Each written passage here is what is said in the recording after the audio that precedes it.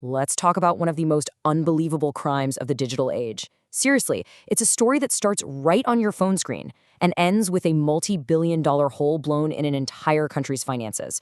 We're going to break down the TikTok tax heist. First, just look at this number, $4.6 billion. I mean, that's a number that's kind of hard to even wrap your head around, isn't it? So what is that? Well, that's how much money was stolen, not from some high-security bank, but directly from the pockets of Australian taxpayers. And it all happened in a single year. The way they did it, well, that's the part you're not going to believe. It all started right here, with a seemingly harmless viral social media trend. Yeah, a TikTok trend. Something you'd probably just scroll right past became the instruction manual for one of the biggest heists in Australian history. Wild. So how on earth does a TikTok video turn into a $4.6 billion crime spree? Well, to get that, first you have to understand the target they were aiming for. You know, every great heist story needs a vulnerability, right? A weak spot, a crack in the vault. Well, in this story, the target wasn't just one bank, it was an entire country's tax system. And for all intents and purposes, the vault door was left wide open. The prize, the money they were all after, was something called the Goods and Services Tax, or GST. Just think of it like this giant pool of money that businesses collect for the government. The scammers found a way to just dip their hands in and take what they wanted. And here it is. This is the fatal flaw. The whole Australian tax system was basically running on the honor system. It was built on trust. It was designed to get tax refunds back to businesses as fast as possible, which meant it paid out first and checked the details later. This wasn't just an unlocked door. It was an open invitation. So how did they just waltz right in? Well, the how-to guide that went viral was just shockingly simple. Step 1, just invent a fake business. Step 2, register it with the tax office. And step 3, file a claim for a tax refund that you were never, ever entitled to. That's it. A 3-step guide to printing free money. Now, a plan this easy with this much money on the table. Yeah, that was never going to stay secret for long.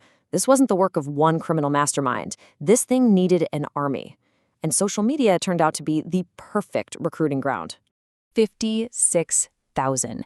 That's the estimated number of people who got in on this. 56,000 individuals who saw a video and just decided, yeah, I'm in. They became part of this massive, decentralized heist crew. It's a really strange look into online mob mentality, right? Where a crime against a huge, faceless government doesn't even feel like a real crime, and that temptation for easy money is just too strong. And this right here, this really lays out the whole problem, doesn't it? On one side, you have the scammers. Their plans spread in hours through a viral network, pushed by totally anonymous influencers. And on the other side, the government. A formal bureaucracy that reacts in months using official investigators. It was a total, complete mismatch of speed and scale. Of course, you can't have billions of dollars just vanish into thin air without someone eventually noticing. The authorities finally realized something was very, very wrong, and the chase was on. But the problem was they were already months behind. Just look at this timeline. It shows you the insane head start the scammers had. The trend kicks off in early 2021. By the middle of the year, the fraud is hitting its absolute peak with thousands of claims pouring in.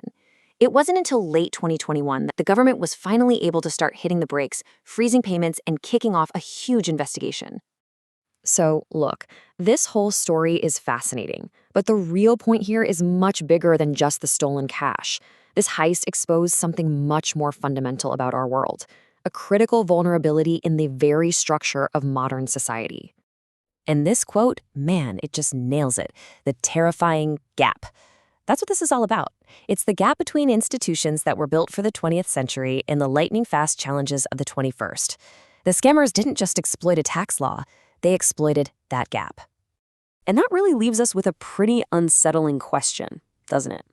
Okay, so the TikTok tax heist was eventually stopped, but the vulnerability it exposed, that's still here. In a world that's only getting faster, with AI and deepfakes and viral information, our systems are being tested every single day. The real question isn't just how we stop the next heist. It's, as our world keeps accelerating, can our institutions even keep up?